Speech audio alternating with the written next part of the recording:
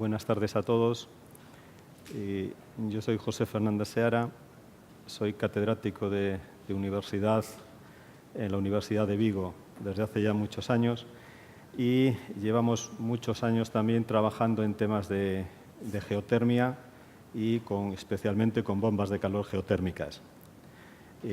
Antes de empezar la presentación, quiero agradecer a José Luis de Quijote Confort, pues el que me haya invitado a venir a hablar aquí un poquito sobre geotermia, sobre instalaciones de climatización con bomba de calor geotérmica y sobre bombas de calor geotérmicas. Yo la presentación la he estructurado en tres partes.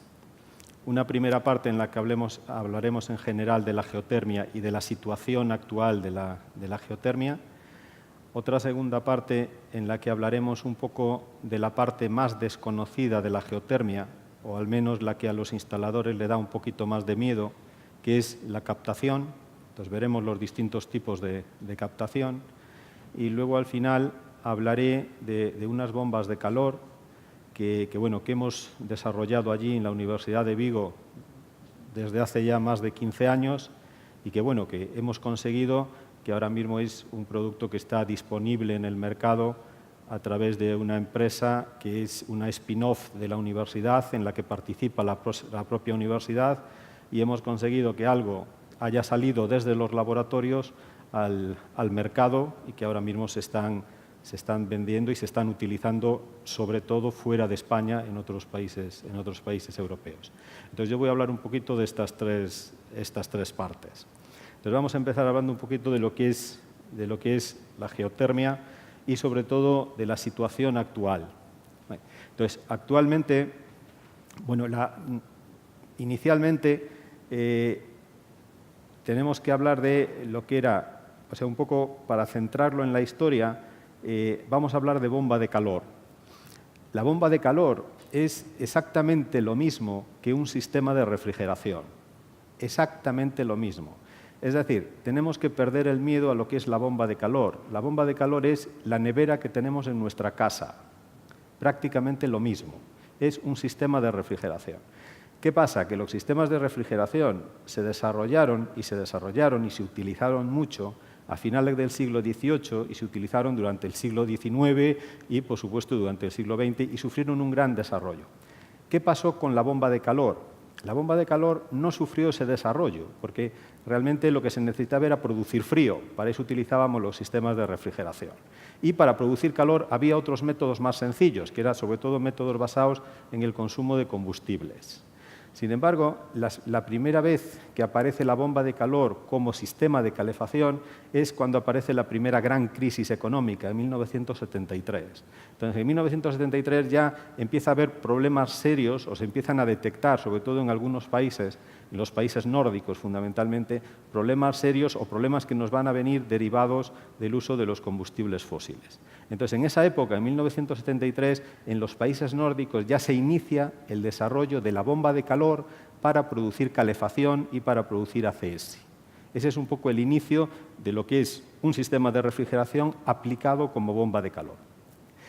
Y sí es verdad, y es un detalle importante, que las primeras bombas de calor utilizadas para producir calefacción son precisamente bombas de calor geotérmicas. Entonces, las primeras bombas son geotérmicas y se utilizan en los países nórdicos, sobre todo en Suecia. Vale. Y posteriormente, a partir de esa época, se extienden sobre todo por los países de Europa Central y sufren un desarrollo muy importante. O sea, ahora mismo, si nos vamos a uno de los países nórdicos o nos vamos a Alemania, los sistemas habituales que se plantean ya para una casa nueva, para calefacción, son bomba de calor. Vale, luego hablaremos que si aerotermia o geotermia, pero bombas de calor. ¿De acuerdo? Así como aquí se plantea, ahora mismo ya no, pero se plantea, pues una caldera de gas o una caldera de gasoil como sistema habitual. No, ahí el sistema habitual ya es bomba de calor. Es decir, los instaladores ya trabajan con bomba de calor como sistema habitual.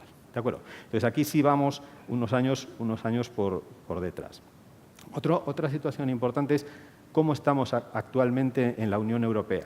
O sea, actualmente de toda la energía que se consume en la Unión Europea, el 40% lo consumen los edificios. Es decir, los edificios para calefacción, producción de ACS y refrigeración consumen el 40% de toda la energía que se consume en la Comunidad Económica Europea. Y de ese 40%, 2/3 se consumen en calefacción, es decir, en calentar edificios y en producir ACS. Es decir, que estamos ante uno de los sectores que más consumen energía en la Unión Europea. Y no solo eso, sino que ese 40% de energía es responsable del 36% de las emisiones de CO2 actualmente en los países de la Unión Europea. Es decir, estamos ante un sector muy importante en cuanto a consumo de energía y en cuanto a emisiones de CO2. Por tanto, muy trascendente en cuanto a la política energética de la Unión Europea. Ahora mismo en la Unión Europea hay dos objetivos fundamentales.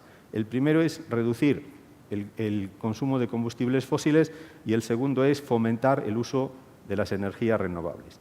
Y actualmente toda la política energética de la Unión Europea está marcada por 3 directivas. La primera directiva, que se titula Promoción y uso de energías renovables, esta directiva, que es una directiva del año 2009, lo más importante que hace es definir claramente que la energía geotérmica y la energía aerotérmica son energías renovables. Es decir, por si había alguna duda, a nivel oficial las nombra como energías renovables. Por tanto, van a entrar dentro de todo lo que son políticas de subsidios, políticas de subvención, se consideran como energías renovables. Después tenemos la famosa Directiva Europea del 20-20-20. Esa directiva nos está imponiendo a los países de la Unión Europea que tenemos que reducir las emisiones de CO2 en un 20%, que tenemos que conseguir en la Unión Europea para 2020 que el 20% de la energía proceda de fuentes renovables y que además tenemos que aumentar un 20% la eficiencia de nuestros sistemas de calefacción y de nuestros sistemas de refrigeración. Y la última directiva europea que ha salido es la directiva que hace referencia a los edificios de consumo neto prácticamente cero. ¿De acuerdo? Que tiene como objetivo para que para 2050 todos los edificios que se construyan en la Unión Europea sean de consumo prácticamente cero. ¿Qué significa esto? Que el edificio ya no solo va a consumir energía, sino que tiene que producirla. ¿De acuerdo? Entonces, con estas directivas encima de la mesa y con esto que nos están imponiendo de política energética, hay una tecnología clave que es la bomba de calor. Es decir, la bomba de calor se convierte desde este momento, ahora mismo en la Unión Europea, como la tecnología clave para poder satisfacer todos estos objetivos. ¿Por qué? Porque la bomba de calor nos permite utilizar energías renovables, sea aerotermia, sea geotermia e incluso solar. Por supuesto, contribuye a reducir el consumo de combustibles fósiles. Tiene una eficiencia energética muy superior a los sistemas de calefacción tradicionales. Por tanto, nos lleva a un ahorro en el consumo energético. Por tanto, también nos lleva a un ahorro en las emisiones de CO2. Y otra gran ventaja de la bomba de calor es que con un único equipo, con una única instalación, somos capaces de producir ACS, es decir, agua caliente sanitaria, somos capaces de producir calefacción y somos capaces de producir refrigeración. Es decir, con una única instalación somos capaces de cubrir todas las necesidades de la vivienda o todas las necesidades del edificio. Y luego, no perdamos de vista que una bomba de calor es una nevera de casa.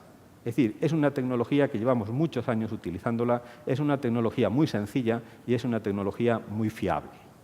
¿De acuerdo? Y, por tanto, teniendo en cuenta todo esto, sin ninguna duda, la bomba de calor en los próximos años va a ser clave en lo que es los sistemas de calefacción, ACS y refrigeración en la Unión Europea. Y dentro de las bombas de calor, que hay de distintos tipos, tenemos la bomba de calor geotérmica. La bomba de calor geotérmica no admite dudas, es decir, dentro de las bombas de calor es la tecnología más eficiente. ¿De acuerdo? Es decir, desde el punto de vista de eficiencia es indiscutible que es la tecnología más eficiente. Tenemos en cuenta que por cada unidad que nosotros aportamos de energía eléctrica podemos quitar 5 unidades o extraer 5 unidades de energía gratis del terreno o aportar 5 unidades de energía a nuestra casa. ¿Por qué? Porque una instalación geotérmica o en una instalación geotérmica la bomba de calor funciona en unas condiciones óptimas. Es decir, cualquier bomba de calor o cualquier sistema de refrigeración, su condición óptima es trabajar con temperaturas constantes, es decir, lo que llamamos temperaturas de los focos. Entonces, una bomba de calor geotérmica trabaja extrayendo calor del terreno. El terreno en esta zona, o al menos en Galicia, está entre 14 y 15 grados prácticamente todo el año. Y luego tenemos nuestra casa, es decir, nuestra casa la tenemos en torno a 22, 23 grados, 21, todo el año. Por tanto, en una instalación geotérmica, la bomba de calor trabaja siempre con dos focos a temperatura constante. El terreno a temperatura constante y lo que es la instalación, es decir, lo que es nuestra casa, también a temperatura constante, el foco caliente. Por tanto, la eficiencia y las condiciones de funcionamiento de una bomba de calor geotérmica son ideales. Es justo las condiciones que se requieren para tener la máxima eficiencia. ¿De acuerdo? Cosa que no pasa con otro tipo de bombas de calor. ¿De acuerdo? Esta es una de las grandes ventajas de las bombas de calor geotérmicas. Sus condiciones de funcionamiento son ideales. Es decir, temperaturas de los focos constantes y, por tanto, esto nos lleva a mayores eficiencias y, sobre todo, nos lleva a mayor fiabilidad. Es decir, una instalación de geotermia bien instalada, bien hecha, con una bomba de calor geotérmica funcionando en condiciones normales, debería de durar 20-25 años. Es decir, son instalaciones muy fiables. ¿Por qué? Porque sus condiciones de funcionamiento son muy constantes. ¿De acuerdo?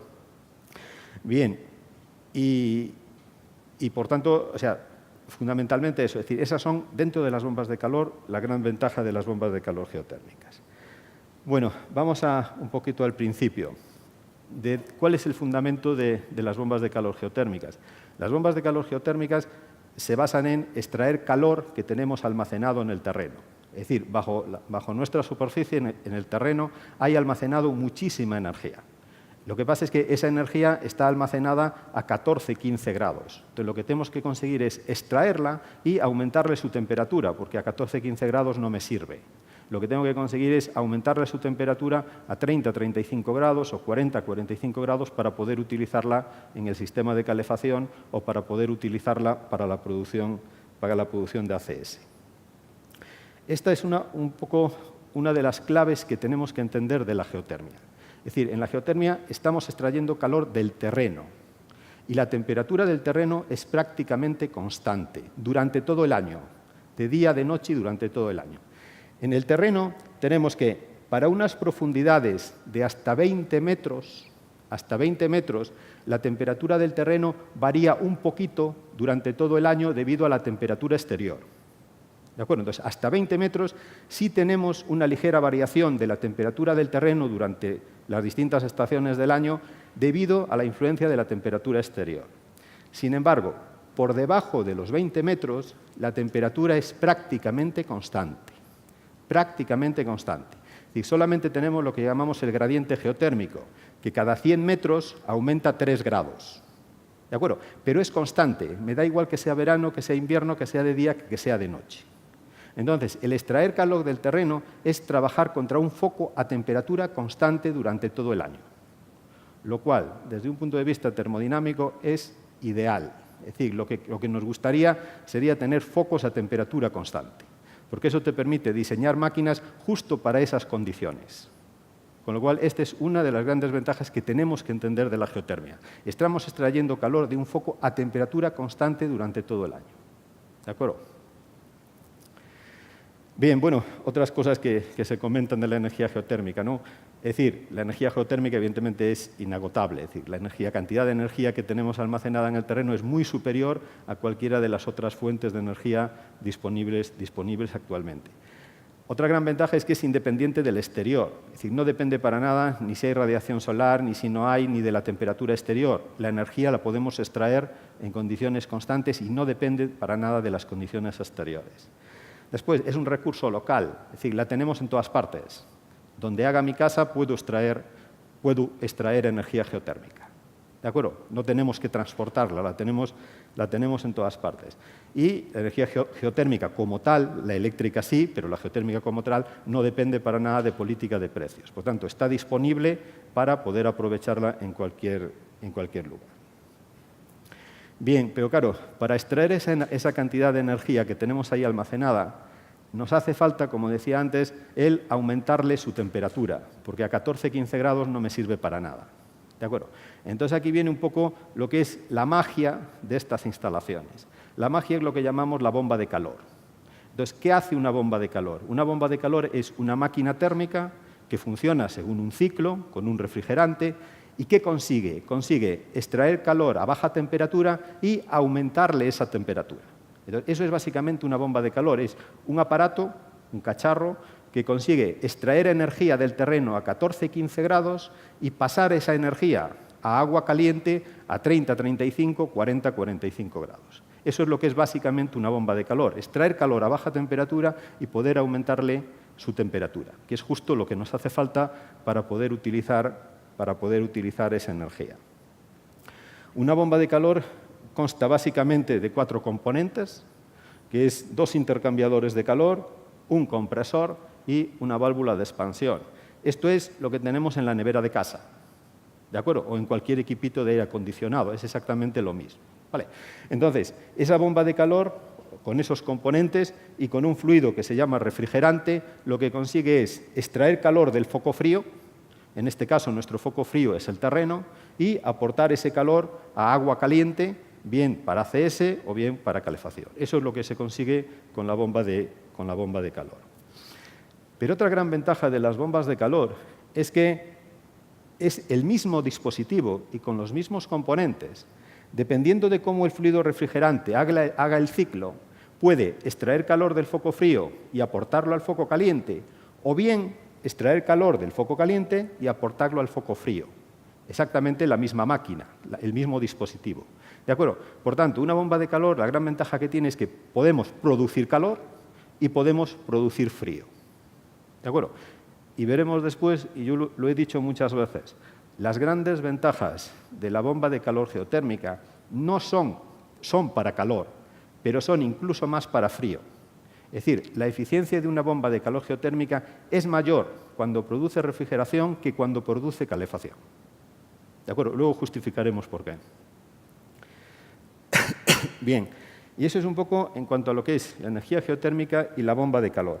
Vamos a hablar ahora de lo que es una instalación como tal con bomba de calor geotérmica.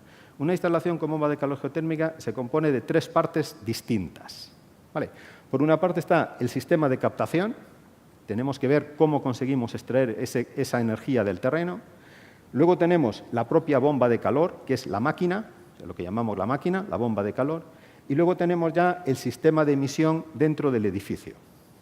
Los sistemas de emisión que utilizamos con bomba de calor son exactamente los mismos que utilizamos con cualquier otro tipo de sistema de calefacción, sea bomba de calor, sea caldera de pellets, sea cualquier otro tipo de calefacción. Es decir, vamos a estar hablando de suelo radiante, vamos a estar hablando de fan coils, vamos a estar hablando de radiadores de baja temperatura o vamos a estar hablando de radiadores normales, ¿de acuerdo? O de alta temperatura. Exactamente lo mismo. En cuanto al sistema de emisión, una instalación de geotermia no tiene nada distinto, es exactamente lo mismo.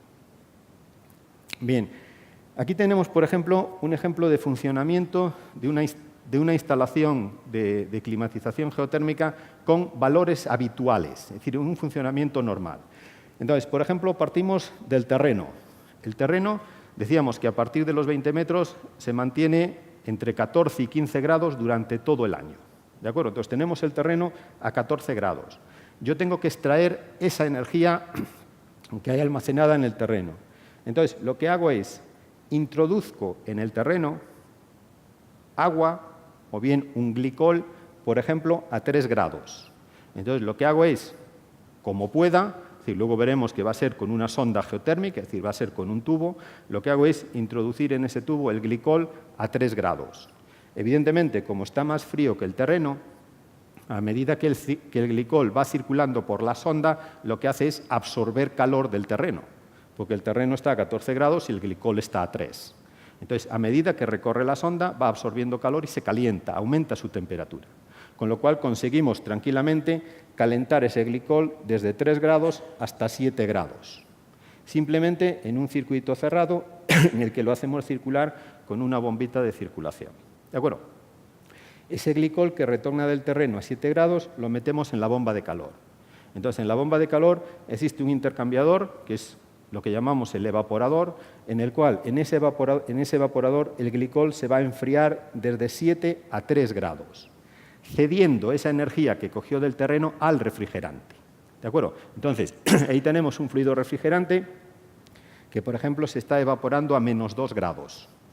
¿De acuerdo? Entonces, ese fluido refrigerante absorbe toda esa energía del terreno evaporándose a -2 grados y a baja presión.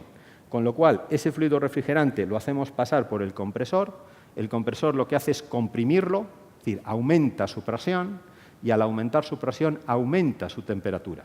Con lo cual, lo que obtenemos a la salida del compresor es un refrigerante que está a 80, 90, 100 grados y a alta presión. Entonces, ese fluido refrigerante ya lo tenemos a alta presión y alta temperatura y con mucha energía. Entonces, ese fluido refrigerante lo hacemos pasar por el condensador y en el condensador lo que hace es ceder el calor al agua del sistema de calefacción. Así de sencillo, el refrigerante se condensa, por ejemplo, a 40 grados y cede esa energía al agua del sistema de calefacción. Con lo cual, el agua puede entrar en el condensador a 30 grados, que retorna de un suelo radiante, se nos calienta hasta 35 y a 35 lo impulsamos a suelo radiante dentro del edificio. Con lo cual, ¿qué conseguimos? Conseguimos extraer una energía que estaba a 14 grados y introducirla en nuestro edificio a 30, 35 grados o a 40, 45 grados en el sistema de calefacción. ¿De acuerdo? Entonces, estos son los valores habituales de funcionamiento de una bomba de calor geotérmica. ¿De acuerdo? Para producir calefacción. Vale. Pero, ¿cuál es la gran ventaja de este sistema? Es que si yo utilizo lo que llamamos una válvula de inversión de ciclo, una válvula de 4 vías, lo que puedo es que esta instalación que estaba extrayendo calor del terreno y aportándolo al edificio, si yo invierto el ciclo mediante esa válvula, lo que consigo es extraer calor del edificio e inyectarlo en el terreno. Con lo cual, la misma instalación me sirve para extraer calor del edificio, es decir, enfriar el edificio e inyectar ese calor en el terreno, con lo cual el terreno se me está convirtiendo en un sumidero que está absorbiendo el calor del edificio. Entonces, la misma bomba de calor, produciendo frío, lo que tengo es, puedo tener, por ejemplo, mi edificio a 24 grados, en ese edificio estoy metiendo agua en el suelo radiante, por ejemplo, a 18 grados, se calienta al circular por el suelo radiante, en este caso suelo refrescante, hasta 21 grados, y esa energía del agua lo que hago es pasarla al refrigerante que se está evaporando, por ejemplo, a 15 grados, que es un valor habitual. Ese fluido refrigerante lo que hago es comprimirlo en el compresor, lo caliento hasta 80, 90 grados, lo condenso a 40 grados y cedo calor, en este caso, al circuito de glicol al glicol que estoy introduciendo en el terreno.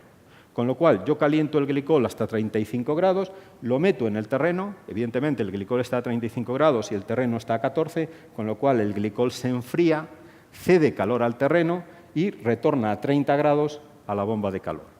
Con lo cual, ¿qué he conseguido? He conseguido extraer calor del edificio a 24 grados e introducirlo en el terreno. ¿De acuerdo? Exactamente con la misma instalación. Vale. Y repito, esos son valores habituales de uso de una instalación de climatización geotérmica. Vale. Y luego, la otra gran ventaja que tiene la geotermia, y esta sí que no la tiene ningún otro tipo de bomba de calor, ningún otro tipo, es la posibilidad de producir lo que llamamos frío pasivo.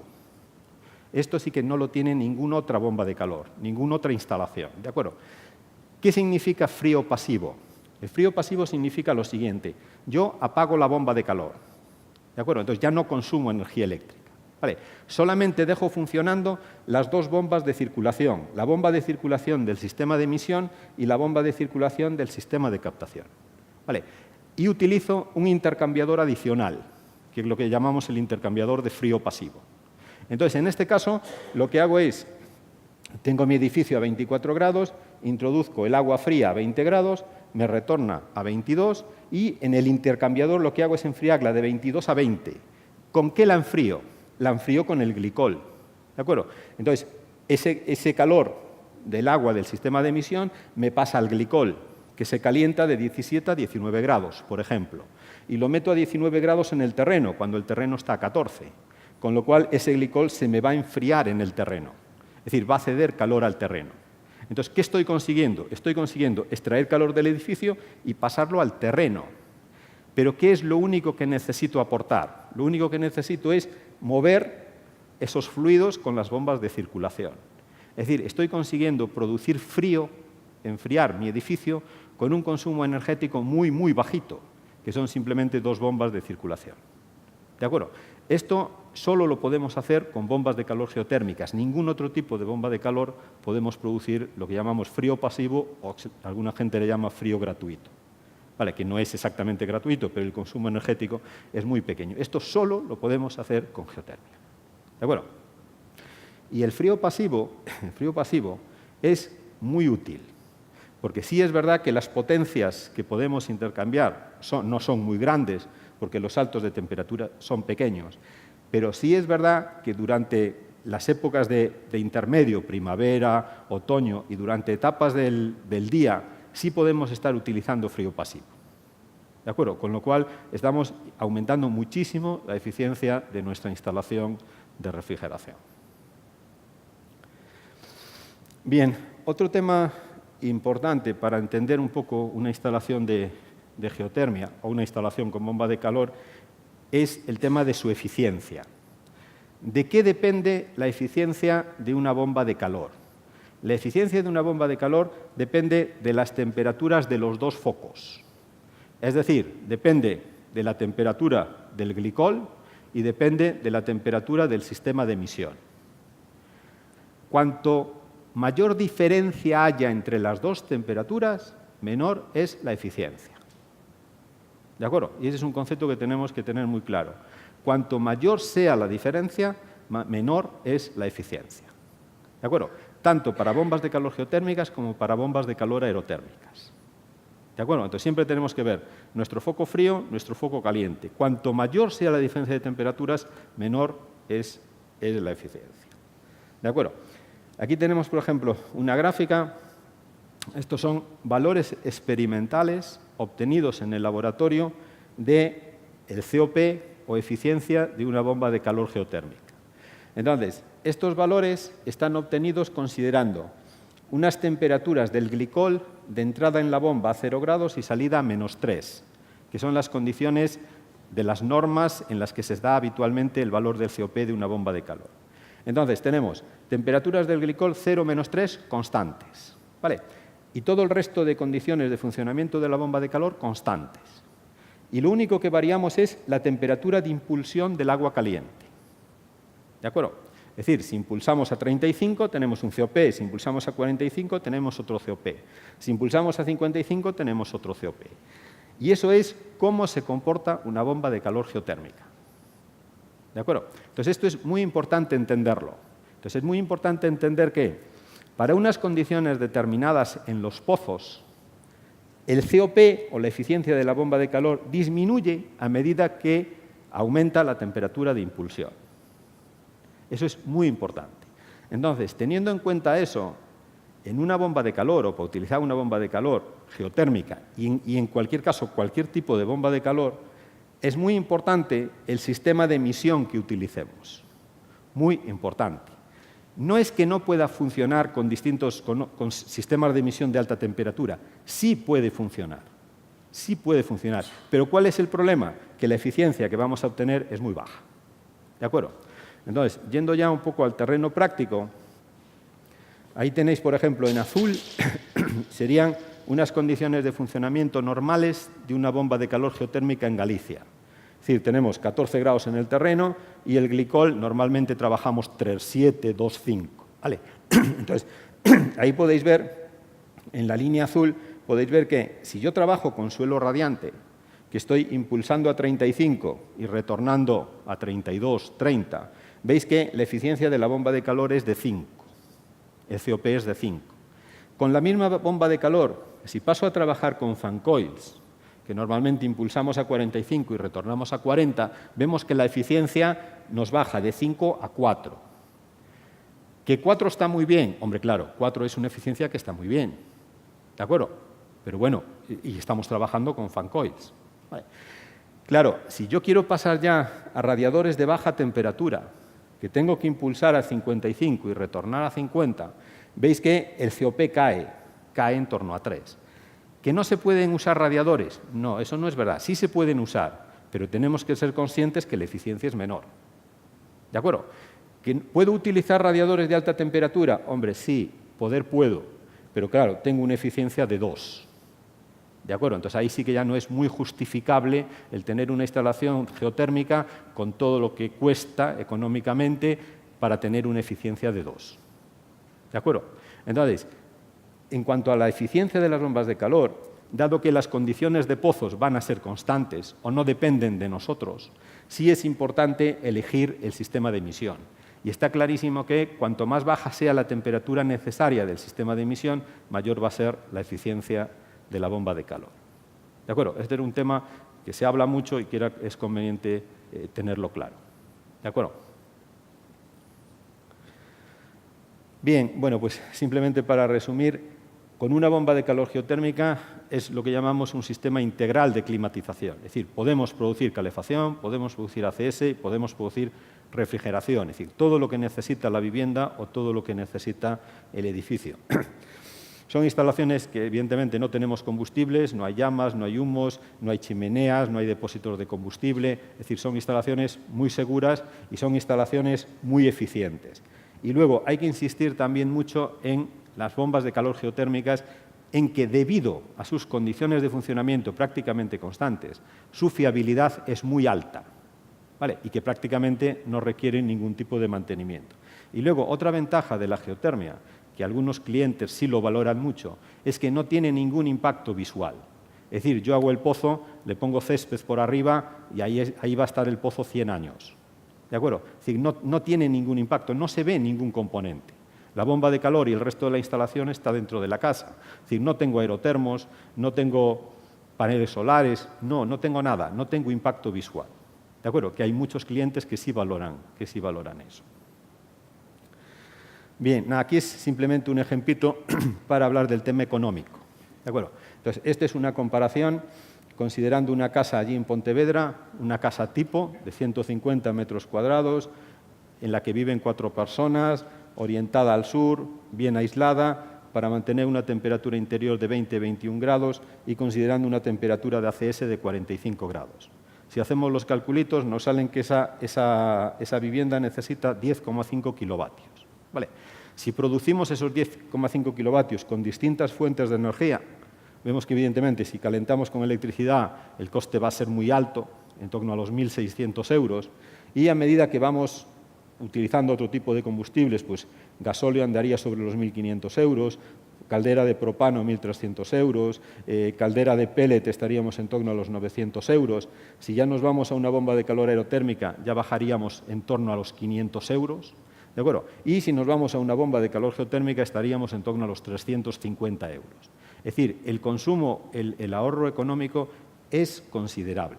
¿De acuerdo? Debido a la eficiencia de la instalación y a la eficiencia de la bomba de calor. Este es un ejemplo concreto, pero bueno, son números que se mantienen prácticamente para todo tipo de instalaciones. Bien, y con esto era un poco lo que yo os quería contar respecto a lo que es la geotermia en general y a las instalaciones geotérmicas en general. Vamos a hablar un poquito, muy rápido, por temas de tiempo, sobre los sistemas de captación.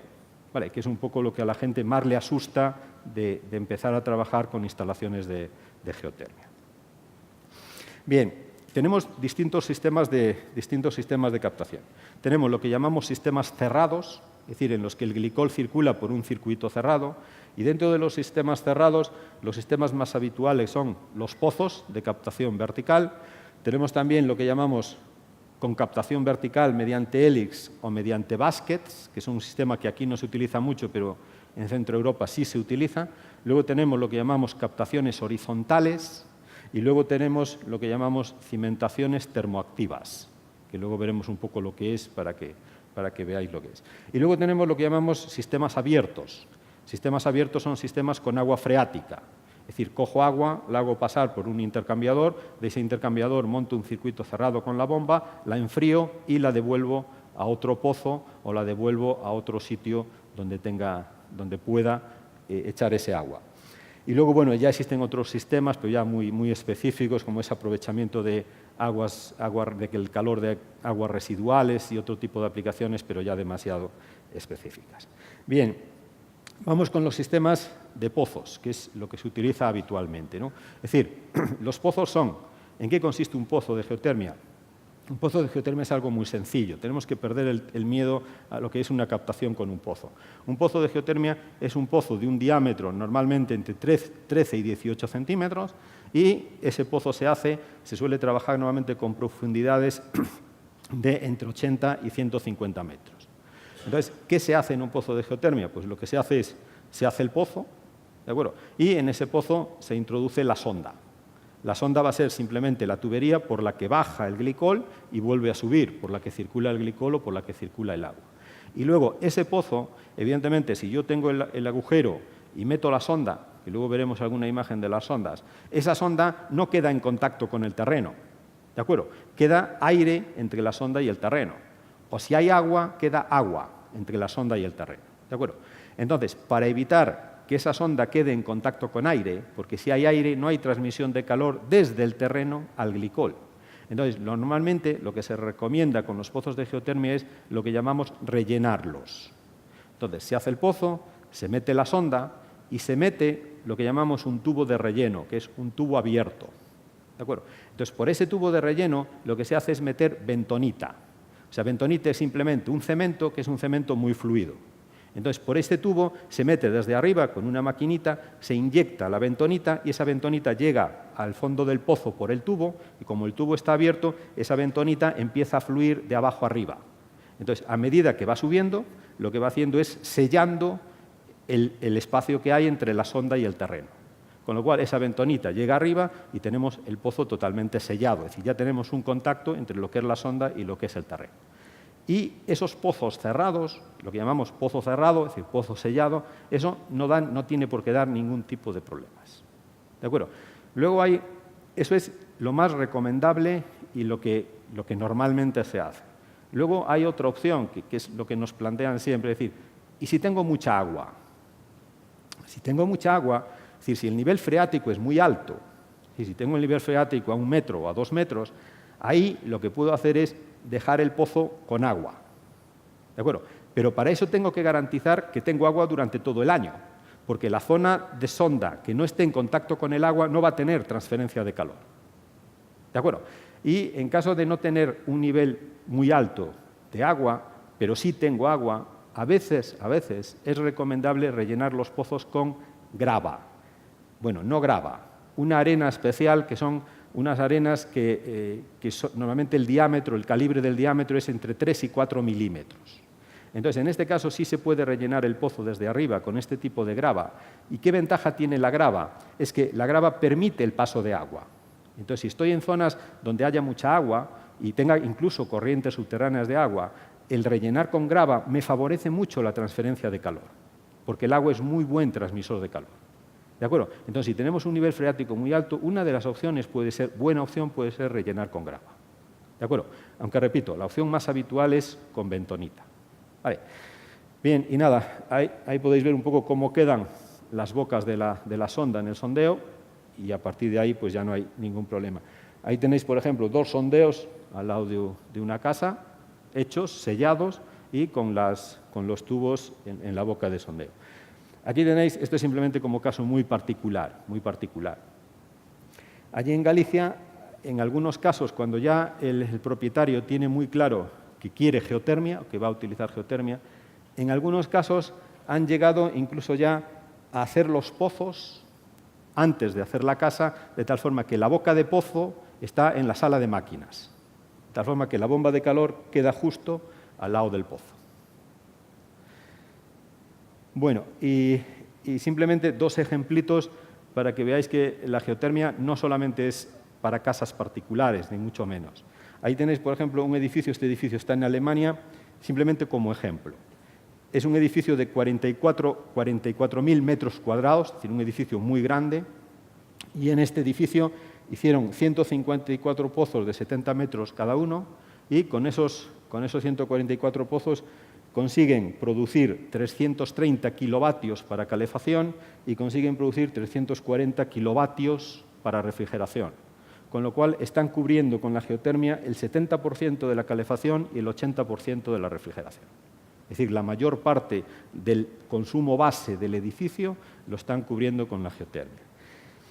Y este es un edificio que tenemos allí en la Universidad de Vigo, y se hizo solo con geotermia. Es decir, este es un edificio de 6.000 metros cuadrados en el que el 100% de la calefacción y el 100% de la refrigeración está hecho con geotermia.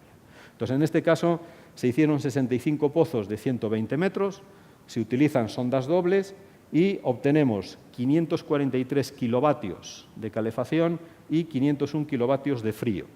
Y además tiene frío pasivo, o sea, tiene un sistema de frío pasivo de los que comenté antes. Y todo el edificio se utiliza solo con geotermia, es decir, no tiene ninguna otra fuente de apoyo. Bueno, y ahora simplemente para que os hagáis una idea, esto es las típicas sondas de geotermia. Vale, las que más se utilizan son estas dos. La primera es lo que llamamos una sonda simple, que son dos tubos de diámetro 40 milímetros, por el cual uno baja el glicol y por el otro sube. ¿De acuerdo? Y el otro es lo que llamamos sonda doble, que son 4 tubos, 2 de bajada y 2 de subida, de diámetro 32. ¿De acuerdo? En una sonda de geotermia, la parte más delicada es lo que llamamos el pie de sonda. O sea, el pie de sonda es lo que distingue una buena sonda de otra. ¿De acuerdo? ¿Por qué? Porque el pie de sonda es el que soporta toda la presión de la columna de agua. Por tanto, es muy importante que el pie de sonda resista, porque siempre es el punto más delicado de las sondas de geotermia. Bien, bueno, aquí tenéis otra típica sonda. El material que se utiliza normalmente es polietileno negro, que es un plástico sin mayor trascendencia, y en algunos casos se puede utilizar lo que llamamos polietileno reticulado. ¿Qué ventaja tiene el polietileno reticulado? Es que aguanta mejor mayores temperaturas. ¿De acuerdo? Normalmente con polietileno normal es más que suficiente, pero si tenemos una instalación en la que va a predominar la producción de frío y vamos a estar metiendo glicol a alta temperatura en el terreno, es recomendable utilizar polietileno reticulado. En otros casos no es fácil de justificar. Este es un tubo de inyección, que es simplemente una manguera que se mete de arriba abajo, por el cual inyectamos la bentonita hasta el fondo del pozo, que no tiene mayor historia. Bueno, aquí veis un poco lo que sería la sonda de geotermia. Normalmente se coloca un peso para bajarla. Hombre, es muy importante, pero esto ya lo hacen muy bien los poceros, que esto ya se lo saben de maravilla, es que si en el pozo tengo agua, evidentemente que a nadie se le ocurra intentar meter una sonda en un pozo con agua. Lo que hay que hacer es llenar la sonda con agua, porque si no, no consigues que baje. ¿De acuerdo? Entonces os podría contar anécdotas de poner pesos de 100 kilos y cosas que no se deben hacer. ¿De acuerdo? Simplemente llenamos la sonda con agua y aunque el pozo esté lleno de agua, simplemente con el peso de 15 kilos o 25 kilos baja perfectamente por su propio peso. Pero claro, no intentéis meterla sin agua, porque entonces flota y no hay quien la meta en el pozo. Vale. Bueno, y nada, después cuando tenemos distintos pozos, normalmente los llevamos a un colector, que puede ser un colector comercial o un colector hecho, y de los dos colectores llevamos las conexiones a la bomba de calor. Es decir, es una instalación muy sencilla. Nada, esto es simplemente una arqueta, cuando tenemos, por ejemplo, en este caso 4 pozos que se pueden conectar en una arqueta. Bien, y ahora viene cómo calculamos la cantidad de pozos que necesitamos. ¿De acuerdo? Esto es muy fácil, es muy sencillo y ya hay mucha experiencia. ¿Vale? Es decir, en los países nórdicos o en los países centroeuropeos llevan calculando pozos de geotermia desde hace muchos años. ¿De acuerdo? Entonces, normalmente, ya os digo, esto es muy sencillo. Lo que hace falta es conocer un poco cómo es mi terreno. ¿De acuerdo? Entonces, dependiendo de cómo sea el terreno, lo que nos dan es cuánto puedo extraer por metro de sondeo. ¿De acuerdo? Entonces, dependiendo de cómo sea mi terreno, me dan un valor de los vatios que puedo extraer por metro. ¿De acuerdo? Así de sencillo. Estos valores están quitados de una norma alemana que se llama una VDI y son valores muy consolidados y que utiliza todo el mundo. ¿De acuerdo? Entonces, para que os hagáis una idea, por ejemplo, si yo estoy bueno, aquí hay otro concepto muy importante. La transferencia de calor en el terreno depende de 2 factores. Depende de la densidad del terreno y depende de si hay agua o no. Entonces, cuanto más denso sea el terreno, mejor es la transferencia de calor. ¿De acuerdo? Cuanto más denso. Que la gente a veces tiene ciertos errores. Cuanto más roca y más densa, más transferencia de calor. Mejor es el pozo. Más cantidad de calor puedo extraer. Mientras que por el otro lado, cuanto menos denso y menos agua, mar seco, menos calor puedo extraer. ¿De acuerdo? Entonces hay que tener en cuenta esas dos cosas. Entonces, por ejemplo, si estamos en un suelo seco, es decir, en un suelo arcilloso o arenoso, poco denso, y no solo poco denso, sino además sin agua, sin humedad, la cantidad que puedo extraer es más baja. Es decir, estamos hablando entre 20 y 25 vatios por metro de sondeo. ¿Vale? Si estoy hablando ya de un terreno con una densidad normal, una roca normal, y además con agua, es decir, donde tengo agua en el terreno, podemos estar hablando de entre 50 y 60 vatios metro. Vale. Normalmente el valor que se estima son 50 vatios metro. Es decir, si no tengo datos, el valor que recomiendan es 50 vatios por cada metro de pozo. Es decir, un pozo de 100 metros, 5 kilovatios. ¿De acuerdo? Que necesito extraer 10 kilovatios, 2 pozos de 100 metros. ¿De acuerdo? Y después ya, si estamos en un pozo, o sea, si estamos en un terreno con una roca densa y además húmeda, como es, por ejemplo, el caso de granito allí en Galicia, evidentemente la cantidad de extracción aumenta mucho. Es decir, podemos estar hablando desde 70 a 85 vatios por metro. Es decir, un pozo de 100 metros en Galicia podemos llegar a extraer entre 7 y 8 kilovatios por pozo. ¿De acuerdo? Entonces, esto es un poco lo que tenemos que tener en cuenta a la hora de dimensionar la longitud de los pozos que necesitamos. Pero, repito, es muy sencillo y está basado, o sea, se hace de forma muy sencilla y basado en datos muy contrastados. ¿De acuerdo? Después, si ya queremos hacerlo con más detalle, pues podemos ya evaluar un poco más en detalle lo que es el tipo de terreno. Entonces, ya hay tablas que nos dan un poco ya detallando un poco más el tipo de terreno, cuántos vatios podemos quitar por metro. Y si ya es una instalación en la que voy a utilizar muchos sondeos, es decir, que me va a costar mucho lo que es la perforación, ahí ya merece la pena afinar mucho. Entonces, para afinar mucho se puede hacer lo que llamamos un test de respuesta geotérmica. Entonces, un test de respuesta geotérmica es poner un dispositivo en uno de los pozos y lo que nos permite es conocer de forma bastante precisa lo que es la conductividad del terreno. Entonces, en función de esa conductividad del terreno, sí que ya se puede, si yo conozco la conductividad del terreno, sí que ya se puede dimensionar de forma precisa el campo de captación o el número de pozos que tengo que hacer.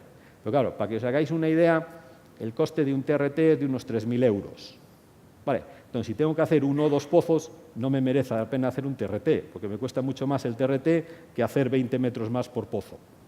¿De acuerdo? Entonces, los TRT solamente se utilizan en instalaciones grandes, donde ya la captación es un coste económico importante. ¿De acuerdo? No en una instalación doméstica.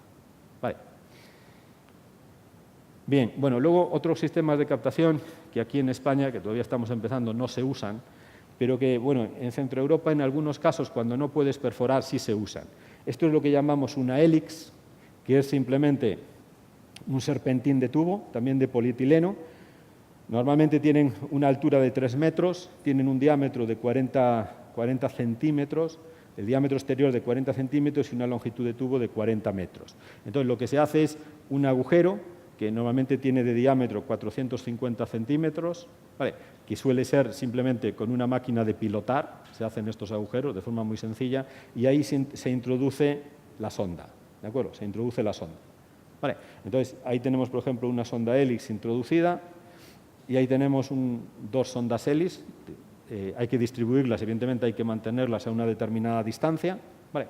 Entonces, ahí tenemos, por ejemplo, las distancias que se recomiendan, al menos 3 metros entre cada sonda hélix.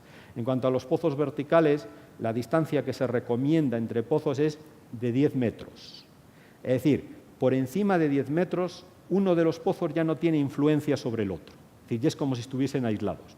Entonces, los pozos hay que separarlos al menos 10 metros para que no tengan influencia.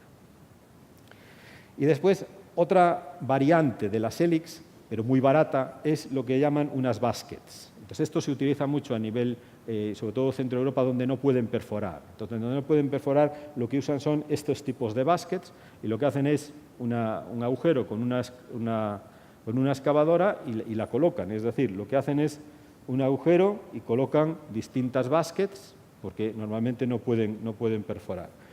Y nada, la meten y nada, luego las unen. Evidentemente, no se deben de unir más de 3 por circuito, por temas de compensar pérdidas de carga, y hacen los campos de captación con este tipo de tipo de baskets.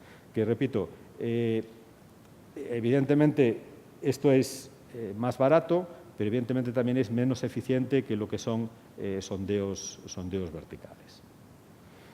Esta es una basket colocada y se tapa, y eso sería un poco ya un circuito o una bomba de calor con 3 o más baskets. Dependiendo de la longitud del tubo y de la disposición, se puede extraer más o menos calor por cada una de las que usemos. Bueno, y luego pasamos ya a lo que llamamos captación horizontal. Vale. Entonces, ¿la captación horizontal en qué consiste? Consiste simplemente en hacer un destierro y extender los tubos de captación, los tubos de polietileno, y unirlos en unos colectores y llevarlos a la máquina. Hay distintas formas de conectarlos, en paralelo, en serie, slinkies, hay distintas formas de conectarlos. ¿Qué ventaja tiene? Bueno, aquí veis, por ejemplo, un ejemplo de alguna captación horizontal. Esta concretamente, esta es la captación horizontal que hicieron allí en Santiago, en un colegio. Esa captación, o sea, encima de esa captación está el campo de fútbol. O sea, ahí está el campo de fútbol, y debajo del campo de fútbol hicieron toda la captación horizontal de una bomba que me parece recordar que son 250 kilovatios y que da servicio a la calefacción y al ACS del edificio. Está justo la captación debajo del campo de fútbol. Bueno, aquí tenéis otras imágenes de captaciones horizontales. Vale. ¿Qué inconvenientes tiene la captación horizontal respecto a la captación vertical? Evidentemente, en la captación horizontal, las captaciones horizontales se suelen hacer a profundidades de entre metro y medio, que es lo habitual. Pero claro, metro y medio de la superficie tenemos influencia de la temperatura exterior.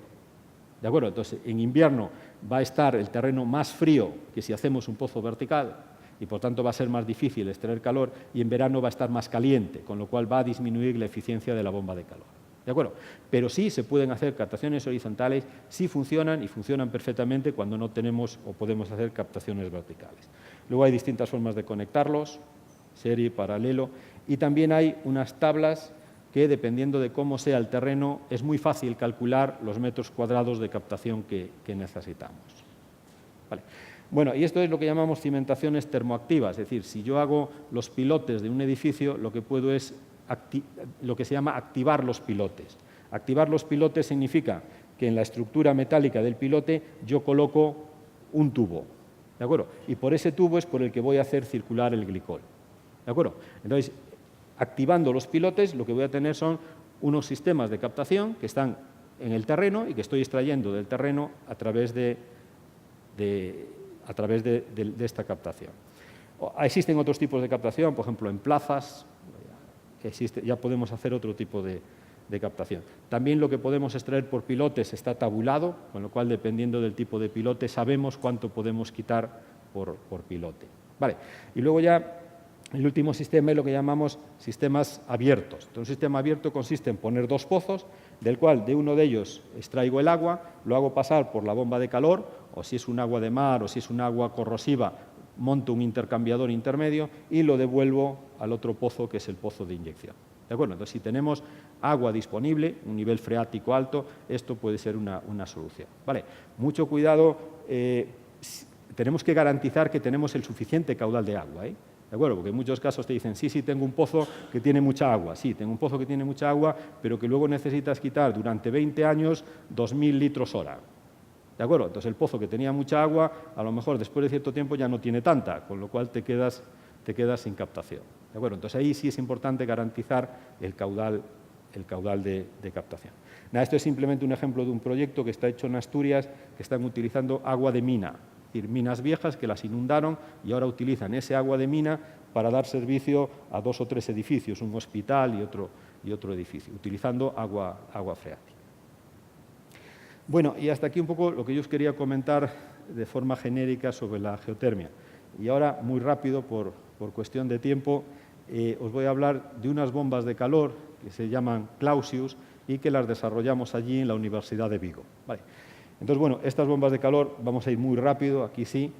En estas bombas de calor lo que hicimos fue incorporar un poco la última tecnología que había en el mercado, estoy hablando del año 2010-2012, Entonces, en estas bombas de calor empezamos a utilizar compresores inverter, cuando no los utilizaba nadie.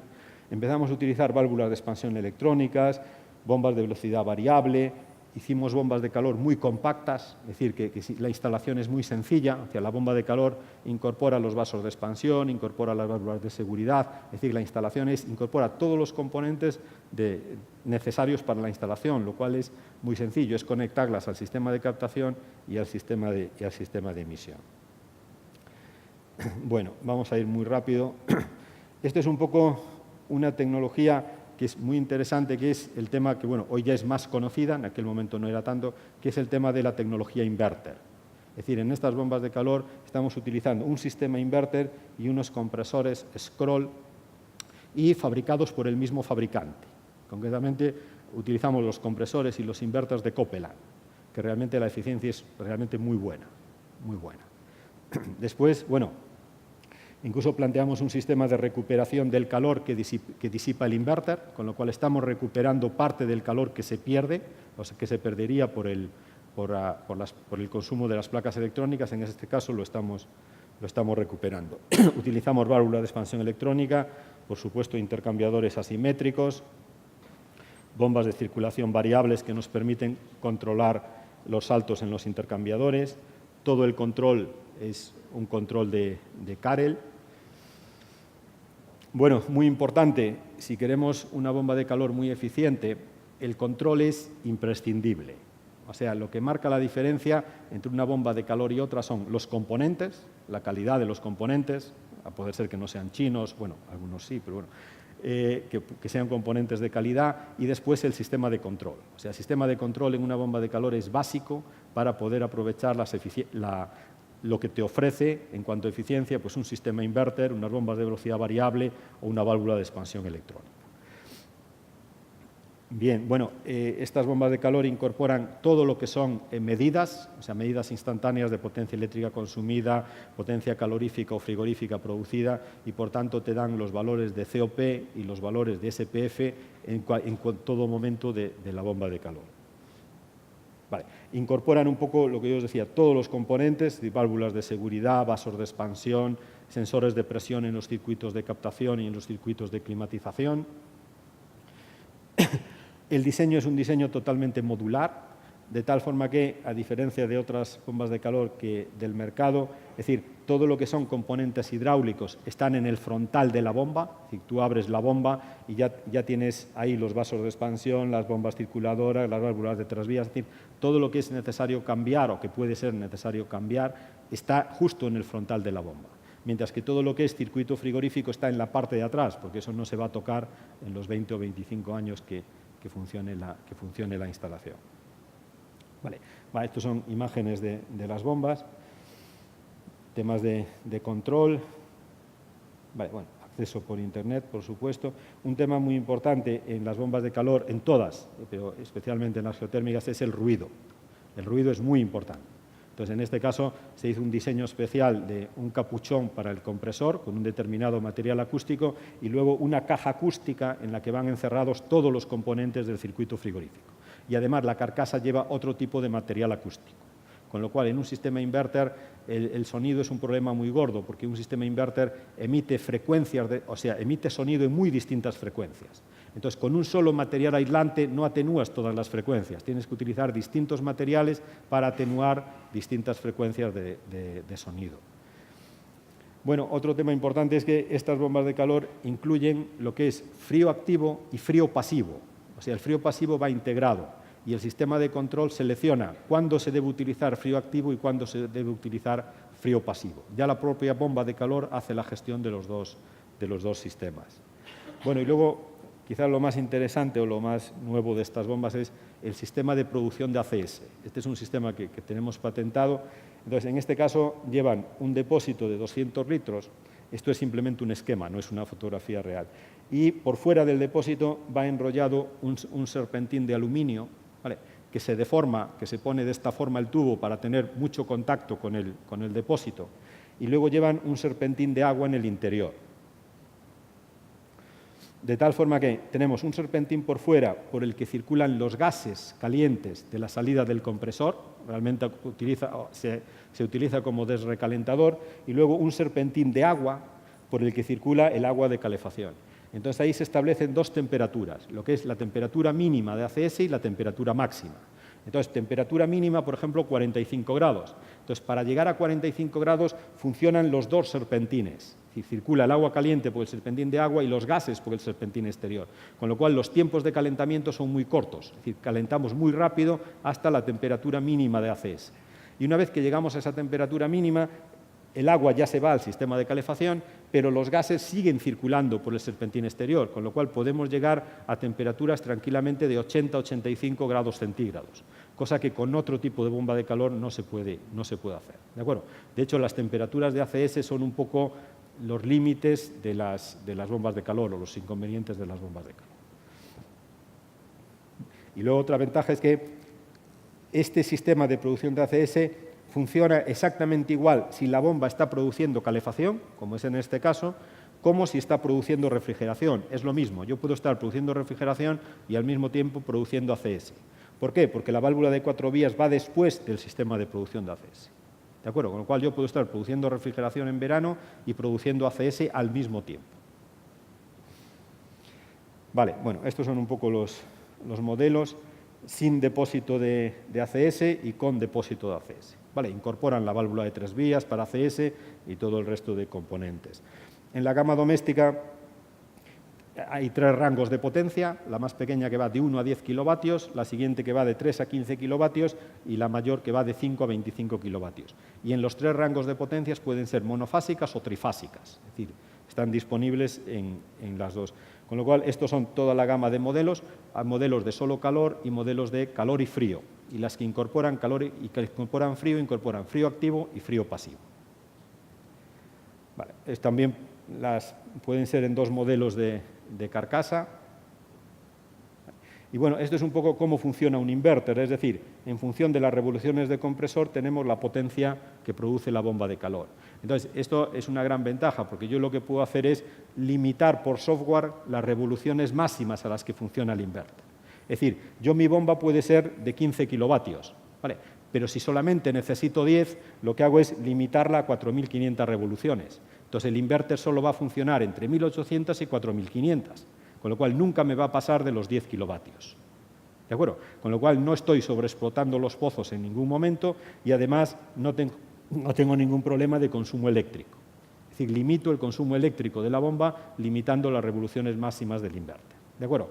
O si tengo problemas de intensidad, como potencia eléctrica, o si tengo problemas de intensidad, como en algunos países europeos que le limitan el consumo por casa de intensidad, puedo limitar, en función de la intensidad de consumo de la bomba, puedo limitar el inverter. Y además, esta limitación se puede hacer de forma independiente para calefacción, para ACS y para refrigeración. Es decir, yo a lo mejor en ACS quiero dejar la bomba hasta 7.000 revoluciones para que me caliente muy rápido, pero en calefacción la quiero limitar a 4.000, con lo cual la puedo limitar por separado. Vale. Bueno, en cuanto a la calidad de componentes, solo se usan componentes europeos. Esto sí es un detalle. Esto fue en el año 2015 y conseguimos con la bomba 525 el mayor COP certificado hasta el momento para una bomba de calor inverter. Es decir, para una bomba de calor inverter no hay ninguna bomba en el mercado que yo sepa que haya pasado del 501 certificado en condiciones de norma.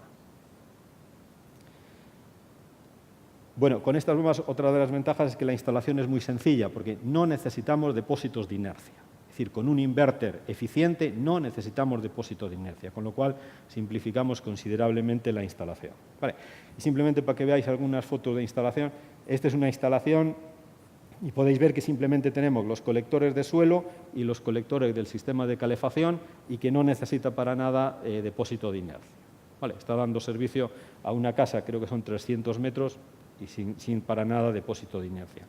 Esta es otra bomba de calor que está situada está en Astorga, es una 525 y da servicio a un edificio entero que tiene 7 apartamentos pequeñitos de en torno a 60-70 metros cuadrados Y veis que tampoco lleva depósito de inercia, lleva un depósito de ACS de 500 litros y simplemente con una aguja hidráulica es suficiente para dar servicio a los 7 apartamentos sin depósitos de inercia. Esta concretamente tiene 3 pozos de 150 que además se hicieron dentro del edificio. O sea, era una rehabilitación y el edificio tenía una bodega y dentro de la bodega se hicieron los tres pozos. Esta es otra instalación que está en el País Vasco y esta la particularidad que tiene es que está conectada a fotovoltaica, lo podéis ver los inversores y las baterías, y esta es una 525, también da una casa, creo que son 300 y pico metros, con jacuzzi, piscina, no sé qué, y en verano es un sistema autónomo, es decir, en verano no necesita coger nada de red. En invierno sí, pero en verano no. Esta es otra instalación con una de las que lleva el depósito incorporado y es simplemente para que veáis lo sencillo que es. Aquí tenemos un pozo, estas son las conexiones al pozo y allí vemos los 3 tubos que son la ida y el retorno de calefacción y la ida de ACS. Y esa es toda la instalación que hay que hacer. O sea, la instalación es muy sencilla y se hace de forma muy rápida. Esta es otra instalación, esta está en Galicia y ya veis, es decir, eso es la bomba de calor, en este caso conectada a 3 pozos con sus colectores y allí veis la ida y el retorno de calefacción y la tubería de ACS, que no tiene nada más que eso. Son instalaciones muy sencillas. Vale, y este es otro, bueno, estos son 16 chalés en Madrid y tuvieron que ponerlas en la cocina. Entonces, en este caso, el ruido es muy importante. Es decir, si tienes que instalarla en la cocina, el ruido es un tema muy crítico, evidentemente. Vale, bien, y simplemente ya para terminar, os voy a presentar unas bombas de calor que es lo que llamamos la gama de alta potencia. Entonces, es exactamente lo mismo que las anteriores, solamente que en este caso van de 7 a 50 y de 12 a 75 kilovatios. Vale, exactamente lo mismo, con calor, frío, desrecalentador, vale, los mismos componentes, mismo tipo de compresor, misma configuración en la carcasa. Vale. Este es un poco los esquemas. Y lo que quiero enseñaros ya para terminar es, estas son las bombas de calor, estas son las curvas características. Lo que quiero enseñaros es solamente que veáis alguna instalación. Esta es una instalación con una bomba de 50 kilovatios que está en el sur de Portugal y en este caso sí lleva depósito de ACS y lleva 2 depósitos de inercia. Un depósito de inercia de frío y un depósito de inercia de calor y tiene una instalación a 4 tubos. Es decir, le llegan a los fan coils agua caliente y agua fría a 4 tubos. Es decir, tiene control de temperatura y humedad en todas las habitaciones de la casa. Y además también tiene jacuzzi, sauna, piscina. Es una casa muy grande. Esto es lo que llamamos Strong Tandem, que utilizamos 2 compresores en tándem y van de 7 a 100 kilovatios y de 12 a 150 kilovatios. La misma, exactamente la misma filosofía. Simplemente para que veáis un par de instalaciones. Bueno, esta es una de 100 kilovatios que está instalada en Pamplona y nada, ni se ve la instalación. Esta sí es una instalación muy bonita. Esta es una instalación con 4 bombas de 150, es decir, son 600 kilovatios, que está instalada en Escocia y en este caso lo que se utiliza como captación es agua de río. Es decir, esto calienta unas naves, da calefacción a unas naves, y al lado pasa un río. Entonces lo que se hace es, se extrae agua de río, se pasa por ese intercambiador y se devuelve al río. Y entre ese intercambiador y las bombas de calor tenemos un circuito con los colectores, un circuito de glicol cerrado. ¿De acuerdo? Entonces son 600 kilovatios captando de agua de río. Vale. Y luego, bueno, esta es un poco la configuración de la instalación. Y esta es otra instalación muy, muy bonita, que es una piscifactoría en la que cultivan salmón, también en el norte de Escocia. Aquí veis las cubas del salmón, de la piscifactoría. Y en este caso, el calor se extrae de agua de mar. Entonces, esa es la toma de agua de mar, desde ahí llevan el agua de mar a este intercambiador. Este es el intercambiador con agua de mar. Y entre el intercambiador y la bomba de calor tenemos un circuito cerrado de glicol. Y el otro intercambiador pequeñito es en el que se calienta el agua que va a las piscifactorías, ¿de acuerdo? A las piscinas de la piscifactoría. Y las bombas de calor están metidas en este contenedor que veis en la parte de atrás y también lleva 4 bombas de calor de 150 kilovatios cada una. Y claro, esto es un poco lo que os comentaba antes, que la eficiencia de la bomba de calor depende de las temperaturas de los dos focos. Entonces, claro, en este caso tienen el agua de mar, que está entre 7 y 8 grados, y luego tienen las piscinas, que las mantienen a 15 grados. Entonces, claro, estamos hablando entre 7 y 8 grados y 15 grados, con lo cual los COPs en esta instalación son COPs siempre por encima de 10, es decir, estamos con COPs de 10, 12, 14. Es decir, la eficiencia de estas instalaciones es, vamos, incomparable a cualquier otro tipo de instalación. ¿De acuerdo? Bien, y esto era un poco lo que os quería contar. Muchas gracias y os pido disculpas por el...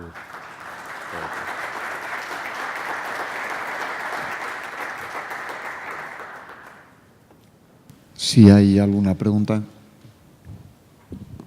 ¿Tiene una bomba de calor a lo largo del tiempo? En doméstico, en una instalación doméstica, como mucho puedes hacer un mantenimiento anual que va a consistir solamente en limpiar filtros, ver cómo están los filtros de los circuitos y poco más. La bomba de calor no tiene ningún tipo de mantenimiento. En las de alta potencia sí se suele hacer un mantenimiento cada 6 meses, también de temas de filtros en los circuitos exteriores y también mirar dentro de la bomba de calor, por ejemplo, los visores de los compresores y algún otro punto por si hay alguna fuga de refrigerante. Vale. En alta potencia, por encima de 70 kilovatios, normalmente cada 6 meses se debe hacer una inspección más que un mantenimiento, y en las domésticas como mucho una vez al año. No. El circuito frigorífico no se debe de tocar para nada, para nada. Para nada durante 20, 25 años la vida útil del compresor.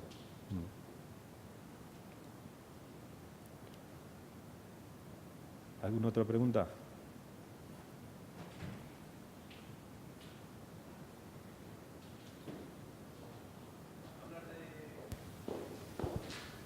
Buenas. Cuando hablas de vida útil de 20-25 años, te refieres al equipo a la bomba de calor. A la bomba de calor y a la instalación geotérmica. Es decir, si tienes un suelo radiante, una captación y la bomba de calor, esa instalación debería estar funcionando 20-25 años sin ningún tipo de problema. Y una vez pasados esos 25 años, ¿qué es lo que habría que cambiar? Hombre, un poco lo que puede ser más crítico es que, claro, por ejemplo, los compresores tienen unas horas de vida útil, ¿no? Entonces, sí es verdad que por encima de 25 años, o más que por encima de 25 años, por encima de las 60.000 horas de funcionamiento, un compresor te puede dar algún problema o te puede disminuir su eficiencia, ya por desgastes internos.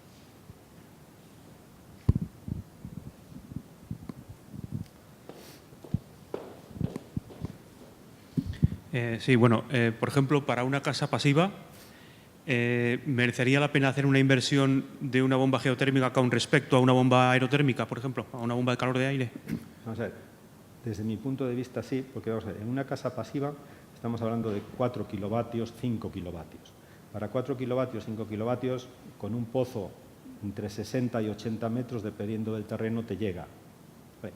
Y claro, si estamos en una casa pasiva que buscas mucha eficiencia, una opción es una bombita pequeñita de hasta 6 kilovatios, te llega de sobras, con un pozo de 60-70 metros, es una instalación muy eficiente, muy fiable y muy duradera. Yo creo que sí, es una opción. Sí, pero por ejemplo, desde un punto de vista económico, me refiero, con una bomba aerotérmica también necesitarías una bomba de pequeña potencia, sería todo mucho más barato, ¿no? Claro, pero bueno, es que no quería entrar en el debate con la aerotermia, a no ser que me fuerces. Si me fuerzas, entramos, ¿eh? Sí, porque en este caso estoy haciendo, digamos, la comparativa, ¿no? Pues para decidirme. Claro, pero si me fuerzas, entramos. Mira, desde principios básicos, el principio básico, o sea, de funcionamiento de una bomba de calor es tanto más eficiente y tanto más fiable, tanto más duradera, cuanto más estables sean los focos. ¿Vale? Por principio, es que eso es así, termodinámicamente es así, o sea, eso no es discutible. Sí. Otras cosas podemos discutirlas, pero eso no. En una bomba de calor geotermia, desde geotermia estás trabajando entre 15 grados y 22 grados todo el año. En una aerotermia no. En una aerotermia, en invierno estás trabajando con un salto de temperaturas, unas temperaturas de captación muy bajas, o sea, 0, incluso -5 aquí en vuestra tierra, y en verano estás disipando a temperaturas a aire de 35-40 grados, con lo cual estás condensando a 45-50 grados. Y no solo eso, es decir, desde ese punto de vista ya estamos trabajando con focos con temperaturas mucho más separadas. Por lo tanto, la eficiencia ya no es comparable, ya no hay duda. Pero es que no solo eso, yo a un compresor de geotermia lo tengo funcionando siempre en las mismas condiciones, con la misma presión de evaporación y la misma presión de condensación. A un compresor en una bomba de calor aerotérmica lo tengo haciendo esto. Pero ya no solo en verano y en invierno, lo tengo haciendo esto todo el día y durante el día y la noche. Es decir, a nada que me varíe la temperatura ambiente, las condiciones del circuito frigorífico del compresor están variando. Y eso es así. Entonces, tengo el compresor que me está variando continuamente. Evidentemente, ese compresor no va a durar, no va a durar ni mucho menos lo que dura un compresor en una bomba de calor geotérmica. Ni mucho menos. Es decir, las horas de funcionamiento que te dura un compresor en una aerotermia son mucho menos, no te quiero decir cuánto, pero mucho menos que en una bomba de calor geotérmica. Y eso es que es lógico. Tú imagínate, en tu coche, si llevas el coche continuamente a 120, que aparte lo diseñaron para ir a 120 y va siempre a 120. Y luego tienes otro coche que lo llevas a veces a 30, a veces a 180, a veces a 100, a veces a 140. Es decir, evidentemente la durabilidad, la fiabilidad no puede ser la misma. No puede ser.